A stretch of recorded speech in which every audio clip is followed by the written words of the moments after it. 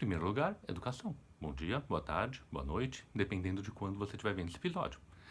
Segundo lugar, bem-vindo ao canal Preso na Língua. Meu nome é Fernando Morato e eu estou aqui dividindo um pouco do que eu conheço sobre poesia com as pessoas de boa vontade. A questão que eu sempre menciono é: poesia pode falar sobre qualquer coisa, pode falar sobre o horrível? Claro, já acompanhamos aqui o Augusto dos Anjos, por exemplo, falando de coisas terríveis, falando sobre a decomposição no corpo, mas pode falar sobre coisas bonitas e pode falar sobre coisas ruins de maneira agradável também.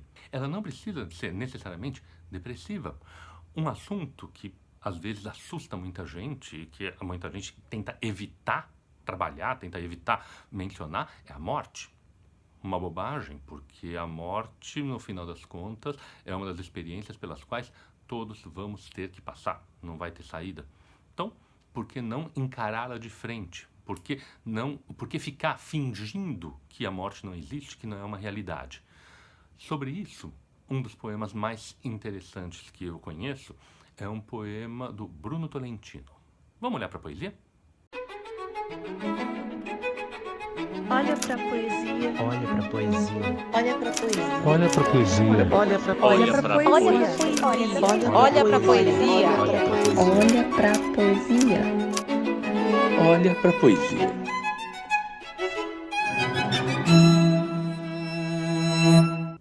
Pois bem, Bruno Tolentino é um poeta brasileiro que nasceu em 1940, já faleceu, morreu em 2007 e é uma figura controversa. É uma figura pessoalmente muito inquieta, muito complicada de se conviver. Eu tive a dúbia oportunidade de conhecê-lo pessoalmente. Não foi uma pessoa que pessoalmente me agradou muito, acabei não mantendo contato, mas é uma pessoa que, apesar de eu não me identificar no nível individual, eu consigo me identificar e eu consigo reconhecer e apreciar o nível artístico. É um poeta de enorme talento, é um poeta de bastante inteligência, é um poeta que tem algo a acrescentar. E dentro dos seus poemas, dentro dos seus livros, tem uma variedade enorme, extremamente ambiciosa. Ele acreditava e ele pretendia estar escrevendo livros que eram elaborados demais para a realidade intelectual do Brasil, que não teriam condições de ser compreendidos pelas pessoas, muito semelhante a outras pessoas do grupo dele, do seu entorno, que também se acreditavam absolutamente fora da curva em relação à média brasileira. Não é? Tudo depende do que a gente considera que seja a média brasileira, tudo depende muito do que a gente considera que seja aquilo que a gente deve prestar atenção num poema ou nas outras atividades que as pessoas desempenham. O fato é que, depois de ter vivido alguns bons anos na Inglaterra, o Bruno Tolentino voltou para o Brasil e em 1994 publicou um livro parrudo, chamado As Horas de Catarina.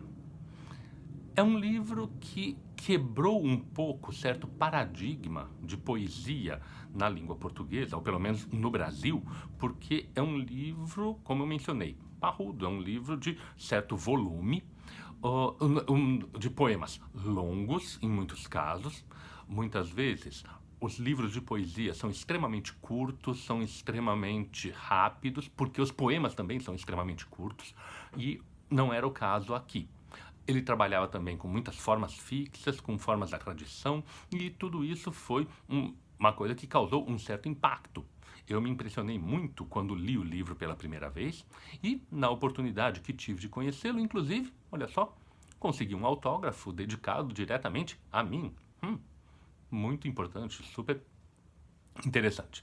Pois bem, As Horas de Catarina é um livro, como eu mencionei, diferente porque ele é complexo. Ele faz uma enorme narrativa em versos. Uma enorme narrativa é, na verdade, um exagero. Ele ele apresenta uma história através de poemas escritos por uma suposta monja suíça, chamada Catarina, e são poemas que estão apresentados no livro em ordem cronológica de sua suposta escrita. Então, é um personagem que vai desde a sua adolescência ao entrar no convento de freiras carmelitas até a sua morte, avançando as suas percepções. Então, ao invés de contar uma história, o livro é quase dramático, quase uma peça de teatro, porque ele vai apresentando os estados de alma dessa personagem.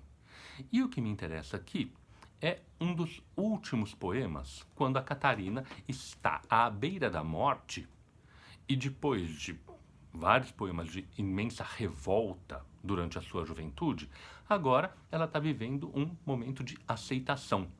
E é no poema Sonolência que a gente tem uma das melhores construções poéticas sobre essa aceitação.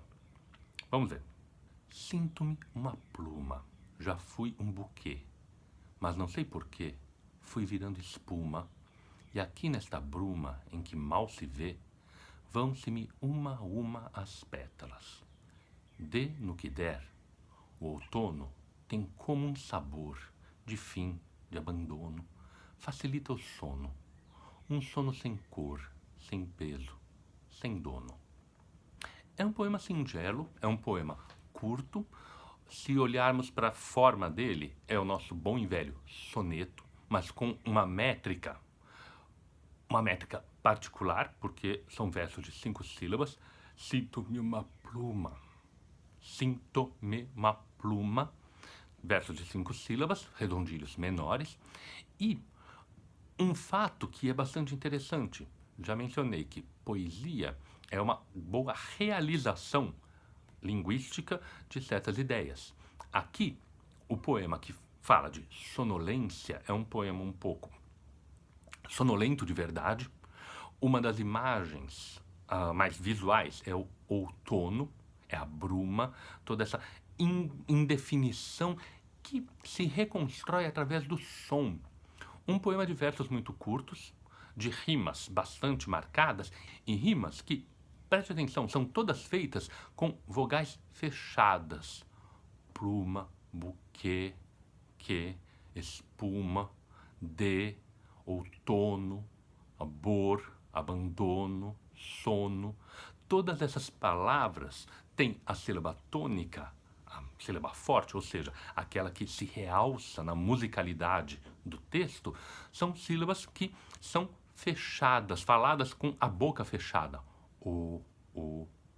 E esse som ajuda a recriar, no nível da musicalidade do poema, essa sensação de indefinição. Além do que, o poema também tem uma outra jogada bastante interessante, porque ele começa fazendo com que as frases se adequem ao metro. Sinto-me uma pluma, já fui um buquê, mas não sei porquê. Veja, a cadência é muito clara. No meio do poema, aí é interessante, as frases já não acompanham mais a métrica do verso, e elas escorrem. É um recurso poético francês, que tem um nome francês chamado enjambement, o encavalgamento, que as frases não terminam dentro da métrica. É possível, abrindo um parênteses aqui, é possível que a gente escreva poesia fazendo coincidir a métrica com a sintaxe. É possível também fazer com que a sintaxe não coincida com a métrica. E é o que o Bruno Tolentino lançou mão aqui, nesse momento. Fecho parênteses. A não coincidência da métrica com a sintaxe faz com que o meio do poema, essa indefinição do de no que der, falando do outono e desse sabor de abandono, que quebra um pouco a sensação do começo, seja um momento de mais indefinição, que se resolve quando voltamos ao final. Veja que interessante. Um poema que começa com uma aceitação clara. No meio, ele se modifica e termina com essa mesma aceitação. A forma se sobrepõe ao conteúdo e cria um enunciado significante no nível sonoro, no nível da métrica, no nível das imagens. Porque, veja, uma pluma, eu já fui um buquê, mas as pétalas se foram. Já foi alguma coisa mais sólida e a gente vê esse buquê murcho. A gente imagina esse buquê murcho. Numa bruma, tudo esfumaçado. E o outono, que facilita esse sono. E que sono? Um sono sem cor, sem peso, sem dono. Um sono todo negativo. Negativo não significa ruim. Negativo significa marcado pelo não. Sem cor, sem peso, sem dono. Um sono negativo. Por quê? A experiência da morte, a qual a Catarina está começando a aceitar, essa experiência da morte, ela se reapresenta através do enfrentamento do que não tem mais forma, aceitação daquilo que não tem clareza, daquilo que não tem significação evidente, não tem como nomear.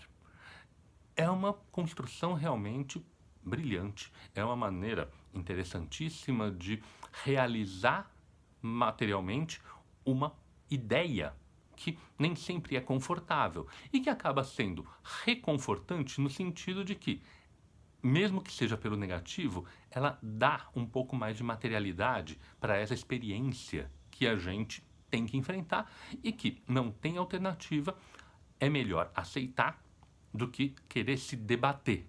O momento de debate, o momento de incompreensão e de não aceitação do meio, se reacomoda dentro de uma aceitação final.